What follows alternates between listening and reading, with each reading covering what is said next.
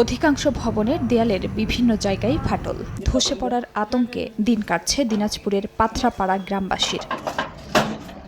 ভূমিকম্পে নয়, মানবসৃষ্ট বিপর্যয়ে গ্রামবাসীর এ দশা। বড়পুকুরিয়া কয়লা খনিতে মাসের পর মাস কয়লা তোলার কারণে মাটির কম্পনে আবাদি জমি ও বসতভিটায় দেখা দিয়েছে ফাটল, দেবে গেছে রাস্তাঘাট। এতে ধসের চিন্তায় নির্ঘুম রাত কাটে ১১০০ পরিবারের। এ ব্যাপারে বারবার খনি কর্তৃপক্ষকে জানানো হলেও সামান্য ক্ষতিপূরণ দিয়ে দায় সারার অভিযোগ রয়েছে। আমাদের যে বসত বাড়ি আছে সে বসত বাড়ি দেবে যাচ্ছে। আমাদের ঘর বাড়ি ফাটল, আমরা পরিবার নিয়ে ঘরে থাকতে পারি না। ঝাঁকির কারণে বিকট শব্দ হয়, ভূমিকম্পর মতো।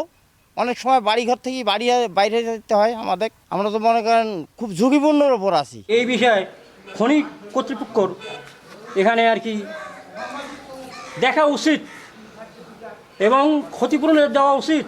মৌখিক এবং লিখিতভাবে তাদেরকে জানানো হয়েছে, কিন্তু তারা আমাদের এই কথাগুলি কতটুকু মূল্যায়ন করে সেটা আজ পর্যন্ত গ্রামবাসী আমরা কেউ জানতে পারি না বা আমাদেরকে দেখে কোনোদিন বলা হয় না। ম্যাক্স দেশের সবচেয়ে শক্তিশালী 52.5 এন গ্রেডের পিসিসি সিমেন্ট।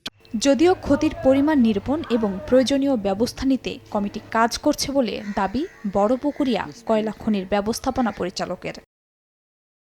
গত বছর তাদেরকে ক্ষতিপূরণ দেওয়া হয়েছে, এবার আবার নতুন করে কেউ কেউ ক্লেম করছে টাকা পয়সা যে পেটে যাচ্ছে, এইবার দেন ঘুরে গতবার গেছে। তো এগুলো নিয়ে একটা কমিটির কাজ করছে।